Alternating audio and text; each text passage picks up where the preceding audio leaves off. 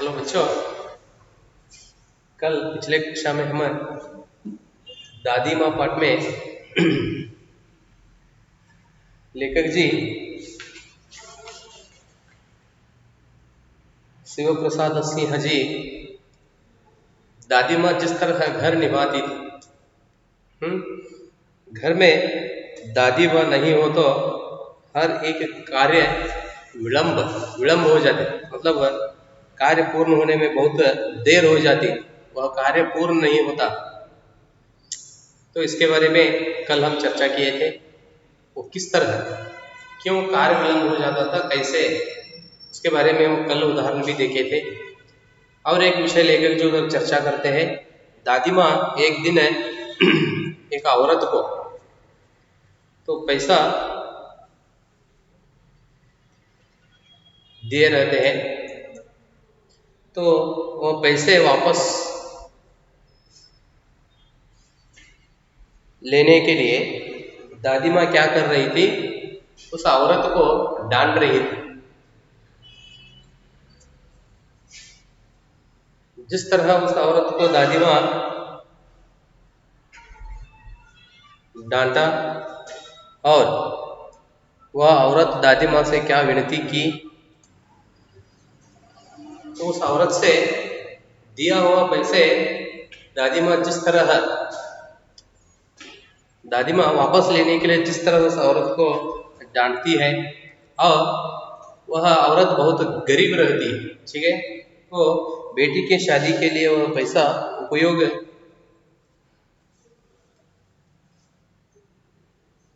करती है। और लेखक जी दादी माँ के वह क्रोध का स्वभाव देखकर वह एक समय को दादी माँ के सिर से निकालने के लिए लेखक जी क्या करते हैं, दादी माँ को संभालते हैं। छोड़ दो दादी माँ, वह औरत क्या है, गरीब है, तो जब उसे होता है बेचारी वो क्या करती है, पैसा वापस दे देगी, ठीक है।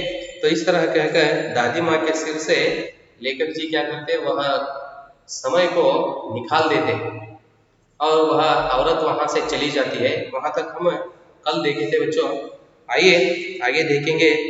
और लेखक जी अपने दादी माँ के कौन कौन से स्वभाव को व्यक्त किए हैं। मैं चुप से आंगन की ओर चला गया, कई दिन बीत गए, मैं इस प्रसंग को एकदम भूल सा गया। देख लो, तो इस तरह लेखक जी क्या किए, अपने दादी माँ के सिर से वह समय बाहर निकालने के लिए कुछ बातें कहकर वहां से उन्होंने क्या किए, आंगन की ओर चला गया। आंगन मतलब बरामद, घर के बाहर जो घर के सामने जो स्थल होता है ना, आंगन, अंगड़ ಅಂತ ಹೇಳ್ತಾರಲ್ರಿ, ಆ ಒಂದು ಸ್ಥಳದ ಕಡೆ ಲೇಖಕರು ಹೊರಗಡೆ ಹೋದರು। कई दिन बीत गए, मैं इस प्रसंग को एकदम भूल सा गया। प्रसंग मतलब वह घटना, समय, ठीक है। बीत जाना मतलब बीत गए, ಬಹಳ ದಿನಗಳು ಕಳೆದು ಹೋದವು। ಲೇಖಕರು ಆ ಒಂದು ಘಟನೆಯನ್ನ ತಮ್ಮ ತಲೆಯಿಂದ ಮರೆತು ಬಿಟ್ಟಿದ್ರು। कई दिन बीत गए, मैं इस प्रसंग को एकदम भूल सा गया। एक दिन रास्ते में रामी की चाची मिली, मतलब वही औरत। एक दिन रास्ते में रामी की चाची मिली, वह दादी को पूतों फलों दूधों नहाओं का आशीर्वाद दे रही थी। देख लो, यह घटना होकर बहुत दिन बीत गए थे। कुछ दिनों के बाद लेखक जी रास्ते पे जा रहे थे। उस समय क्या हुआ, वही औरत मतलब रामी की चाची लेखक जी से मिली, और वह औरत क्या कर रही थी, वह दादी को मतलब वह औरत दादी को आशीर्वाद दे रही थी। क्या आशीर्वाद दे रही, पूतो फलो दूधो नहाओ। देखो इधर, यह एक कहावत है,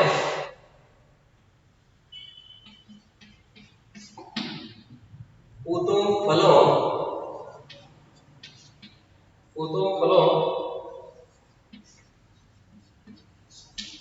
दूधो नहाओ।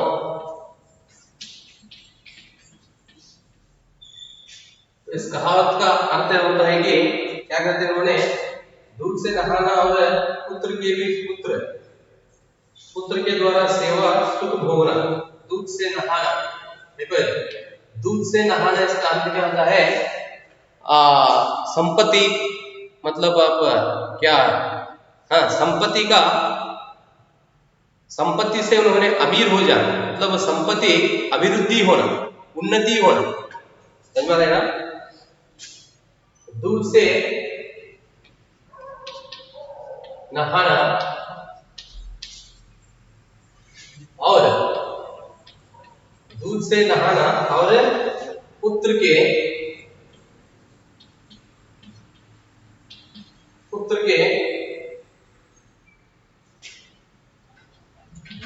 भी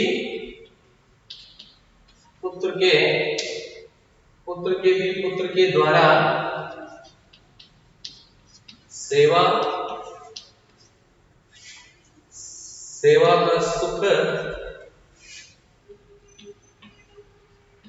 का सुख भोगना। पुत्र के भी पुत्र के मतलब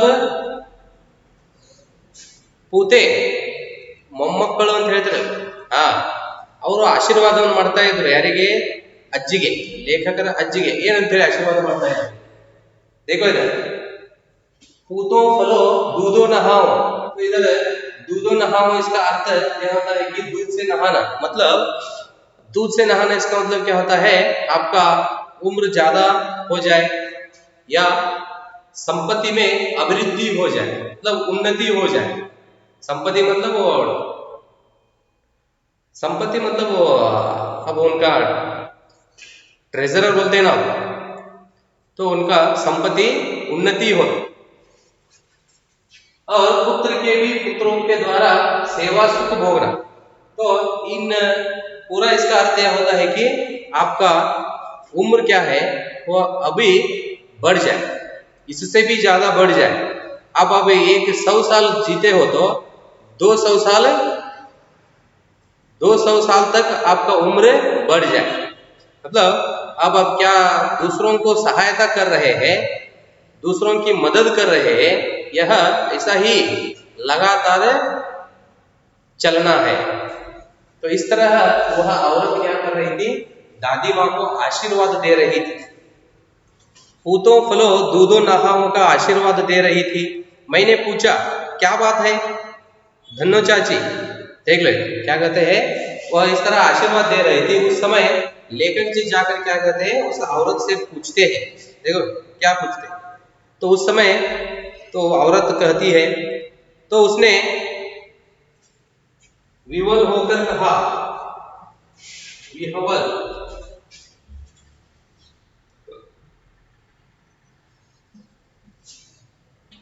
विहवल होकर कहा, साथ में इधर व का वक्ताक्षर है, ठीक है। विहवल मतलब व्याकुल,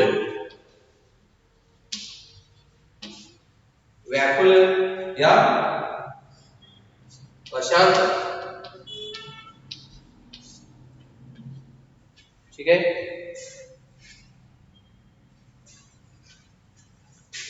और बेचैन भी हो सकता है,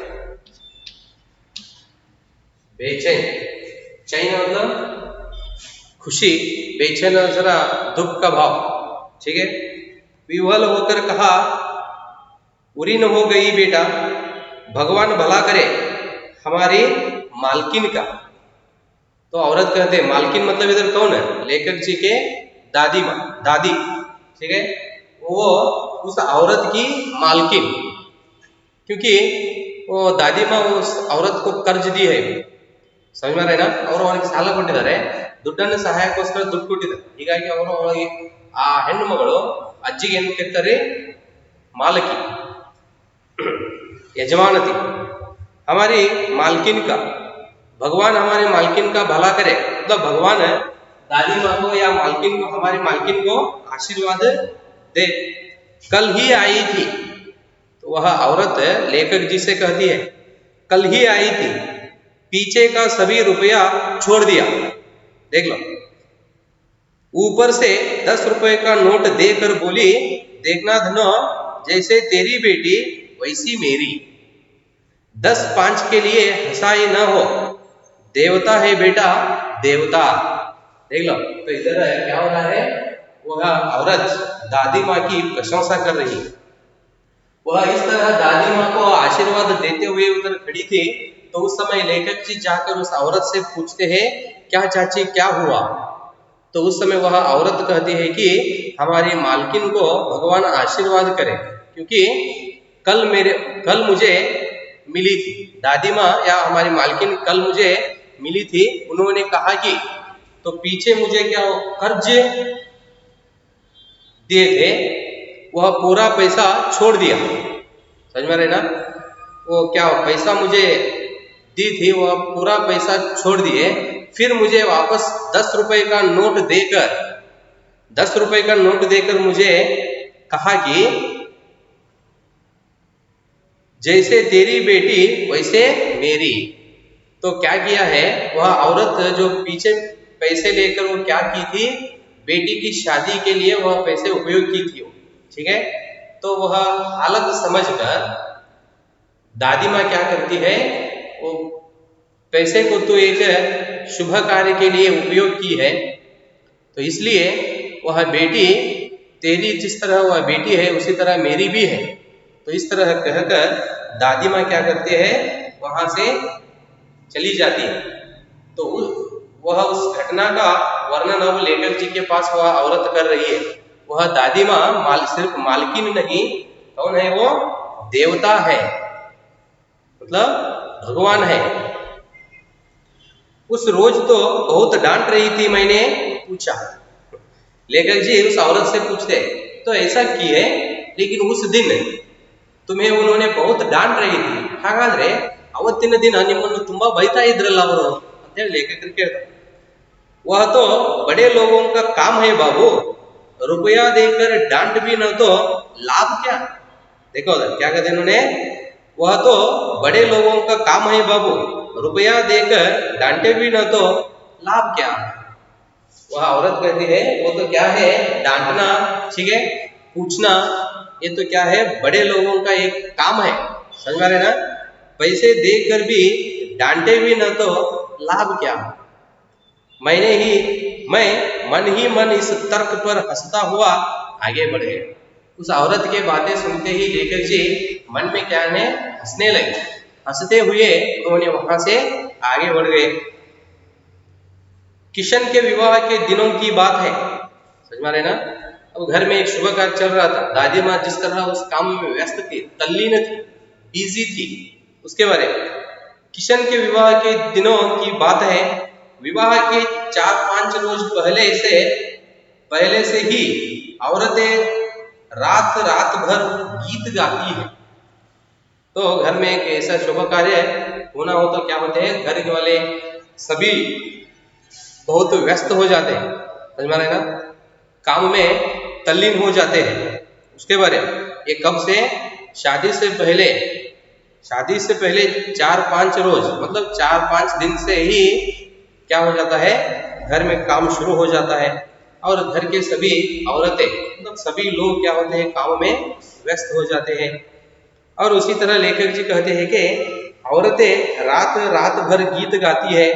विवाह की रात को अभिनय भी होता है। अभिनय इसका मतलब तो एक्टिंग करके दिखाना, अभिनय। विवाह की रात को अभिनय भी होता है। तो क्या होता है, तो 4 5 दिन से पहले यह एक शुभ कार्य में खुशी के दिन शुरू हो जाते हैं। सभी लोग आनंद से समय बिताने लगते हैं। उस दिन क्या होता है, अभिनय भी होता है। कौन सा भी अभिनय है? विवाह की रात को अभिनय के रूप में उधर दिखाते हैं। मतलब ड्रामा बोलते हैं ना, नाटक। हाँ, और नाटक करके तो सभी उधर क्या करते हैं, विवाह के दिन, विवाह की रात को, ठीक है, तो विवाह होने के दिन रात का जो वह पूरा स्थिति को उन्होंने क्या करते हैं, नाटक या ड्रामा करके उधर दिखाने का काम शुरू हो जाता है। उसे उन्होंने क्या कहते हैं, अभिनय भी होता है। यह प्रायः एक ही कथा का हुआ करता है। देखो, प्रायः एक ही कथा का हुआ करता है। उसमें विवाह से लेकर पुत्रोत्पत्ति तक के सभी दृश्य दिखाए जाते हैं। देखो क्या होता है, वह ड्रामा में विवाह से लेकर पुत्रोत्पत्ति तक के सभी दृश्य दिखाए जाते हैं। पुत्रोत्पत्ति मतलब पुत्र पाने का जो दिन आता है, मतलब विवाह होने के बाद वो एक महिला एक पुत्र को जन्म देने तक जो पूरा समय क्या होता है, वह पूरा समय को उन्होंने क्या करते हैं, उधर ड्रामा करके दिखाते हैं। समझ में आ रहे ना, यह एक अभिनय।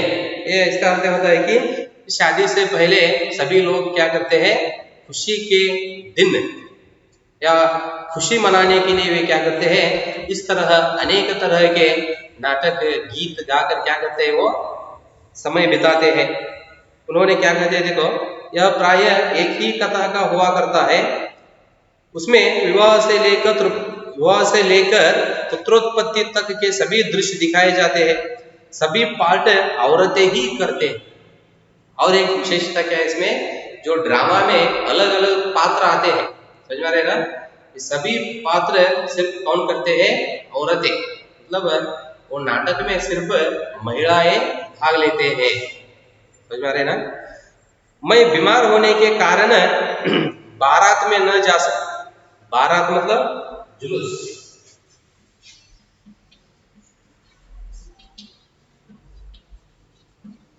बारात मतलब जुलूस। जुलूस मतलब अब ಮೆರವಣಿಗೆ ಅಂತ ಹೇಳ್ತಾರಲ್ಲ, अब कोई जुलूस ಹೋದ ಯಾವ್ದಾದ್ರು ಊರಿನಲ್ಲಿ ಜಾತ್ರೆ ಇದ್ದು ಅಲ್ಲಿ ಅಥವಾ ಮದುವೆಯಲ್ಲಿ ಅಂತಕ್ಕಂಥ ಸಂದರ್ಭದಲ್ಲಿ ಮೆರವಣಿಗೆ ಹೋಗ್ತಾ ಇರ್ತಾರೆ। मैं बीमार होने के कारण बारात में न जा सका। लेखक जी जुलूस में भाग लेने के लिए नहीं हुआ, क्योंकि कारण क्या था, लेखक जी बीमार थे। मेरा ममेरा भाई राघव दालान में सो रहा था। मेरा ममेरा मतलब ममेरा भाई इसका अर्थ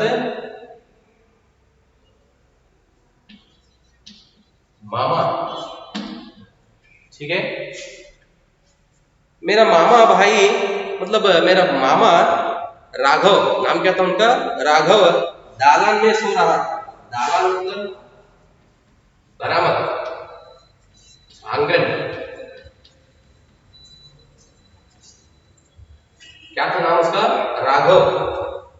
लेखक जी के मामा राघव बरामदे में या आंगन में सो रहा था। वह भी भारत जाने के बाद पहुंचा था।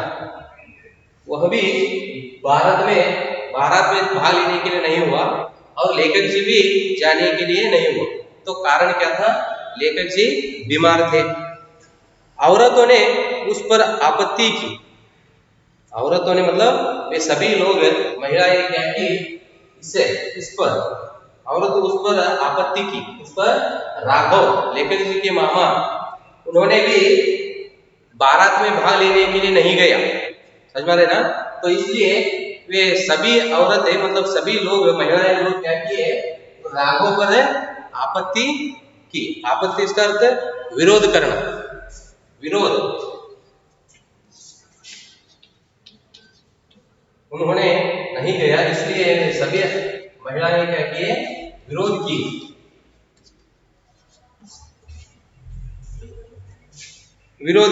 दादी माँ बिगड़ी। देख लो, उन महिलाओं की बातें सुनकर या उस राघव पर उन्होंने सभी मिलकर आपत्ति की, यह सुनते ही दादी माँ बिगड़ी। बिगड़ना मतलब जरा क्रोध, गुस्सा। लड़के से क्या पर्दा, लड़के और ब्राह्मणा का मन एक सा होता है। लड़के को लेकर आप क्या करोगे, ठीक है। तो लड़के भाग नहीं लिए तो आप क्यों ऐसा सोच रहे हैं, आपत्ति क्यों कर रहे हैं आप, ठीक है। लड़के का मन और ब्राह्मण का मन एक ही होता है। देखो क्या कहते हैं उन्होंने, ब्राह्मण मतलब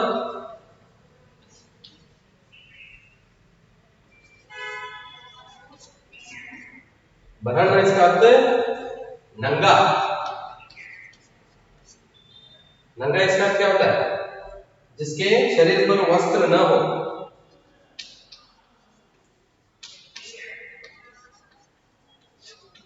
जिसके शरीर पर वस्त्र न हो उसे क्या कहते हैं? नंगा या बरहन्ना। दादी माँ क्या करते हैं? उनको इसी तरह जरा आवाज से डांटती है। मुझे भी पास ही एक चारपाई पर चादर उड़ाकर दादी माँ ने चुपके से सुला दिया उधर ही। ठीक है, मुझे भी पास ही एक चारपाई पर, चारपाई मतलब बेड, कॉट बोलते हैं ना आपको, वहां। तो दादी माँ क्या थी, वह ड्रामा कहाँ चल रहा था या सभी औरतें मिलकर वो क्या अभिनय कर रहे थे। तो उधर किसी को, आदमी हो या लड़कों को प्रवेश न था, उधर जाने का अधिकार नहीं था। ठीक है, तो लेकिन लेखक को दादी माँ क्या थी, उधर पास ही एक चारपाई पर चादर उड़ाकर दादी माँ ने चुपके से सुला दिया। ಅಂದ್ರೆ ಅಲ್ಲಿ ಹೋಗ್ಲಿಕ್ಕೆ ಗಂಡು ಮಕ್ಕಳಿಗೆ ಅಥವಾ ಯಾವುದೇ ಬಾಲಕರಿಗೆ ಅಲ್ಲಿ ಹೋಗ್ಲಿಕ್ಕೆ ಅನುಮತಿ ಇರಲಿಲ್ಲ. ಆದರೂ ಸಹಿತ ಲೇಖಕರ ಅಜ್ಜಿ ಲೇಖಕರಿಗೆ ಏನ್ ಮಾಡಿದ್ದು, ಒಂದು ಚಾದರನ್ನ ಹೊದಿಸಿ, ಅವರಿಗೆ ಆರಾಮಿರ್ಲಿಲ್ಲ, ಅಲ್ಲೇ ಒಂದು ಬೆಡ್ ಮೇಲೆ ಚಾದರ್ ಹೊದಿಸಿ ಏನ್ ಮಾಡಿಬಿಟ್ಟಿದ್ದು, ಮಲಗಿಸಿಬಿಟ್ಟಿದ್ಲು ಅವರ ಅಜ್ಜಿ. चुपके से मतलब कಳ್ಳತನದಿಂದ, ತುಡುಗಿಲೆ ಅಂತಿರಲಿ ಆ ರೀತಿ, चुपके से सुला दिया था. बड़ी हंसी आ रही थी. देखो, तो उनका ड्रामा देखकर या ये सभी औरतें मिलकर क्या कर रहे थे, वह अभिनय कर रहे थे. तो अभिनय की बातें सुनकर लेखक जी को बहुत हंसी आ रही थी. उन्होंने उधर ही चारपाई पर सोए थे. समझ में आ रहे ना? लेखक जी के बारे में उन औरतों को मालूम न था. समझ में आ रहे नहीं? ठीक है, बड़ी हंसी आ रही थी. सोचा कहीं जोर से हंस दो, भेद खुल जाए तो निकाल बाहर किया जाऊंगा. लेखक जी को बहुत हंसी आ रही थी. मन में वे सोचने लगे कि जोर से हंसू, ಜೋರಾಗಿ ನಕ್ಕಿ ಬಿಡ್ಲಿ ಅಂತ ಇದ್ರು. ಅವ್ರ ಮಾತುಗಳನ್ನ ಕೇಳಿ ಲೇಖಕರಿಗೆ ಬಹಳ ನಗೆ ಬರ್ತಾ ಇತ್ತು. ಅಂದ್ರೆ ಜೋರಾಗಿ ನಕ್ಕು ಬಿಡ್ಲಿ ಅಂತ ಇದ್ರು. ನಕ್ರೆ ಏನಾಗ್ತದ್ರಿ, ಅಲ್ಲಿಂದ ಎವಿಶ್ ಹೊರಗೆ ಹಾಕಿದಾರಲ್ಲ ಅನ್ನೋ ಒಂದು ಭಯ ಇತ್ತು. ಲೇಖक जी कहते देखो, जोर से हंस दो, जोर से हंसा तो भेद खुल जाएगा. भेद मतलब रहस्य, खुल जाए तो निकाल बाहर किया जाऊंगा. पर भाभी की बात पर हंसी रुक न सकी और बड़ा फोड़ हो गया. उन्होंने बहुत समय तक सहन लिया, मतलब अपने हंसी को रोक लिया. तो उन औरतों की बातें सुनकर उसे बहुत हंसी आ रही थी. बहुत समय तक उन्होंने रोक लिया. ಬಹಳಷ್ಟು ನಗು ಬರ್ತಾ ಇತ್ತು ಅವ್ರ ಮಾತುಗಳನ್ನ ಕೇಳಿ. ಆದರೂ ಸಹಿತ ತಡ್ಕೊಂಡಿದ್ರು, ನಗುವನ್ನು ಹಿಡಿದಿಟ್ಕೊಂಡಿದ್ರು. भाभी की बात पर हंसी रुक न पाई. ಅಲ್ಲಿ भाभी मतलब औरत. ठीक है, तो वह अभिनय, उसकी अभिनय में उस औरत की बातें सुनकर लेखक जी को अपनी हंसी रुकने के लिए न हुई. जोर से उन्होंने क्या किए, हंस दिए. बड़ा फोड़ मतलब भेद प्रकट होना.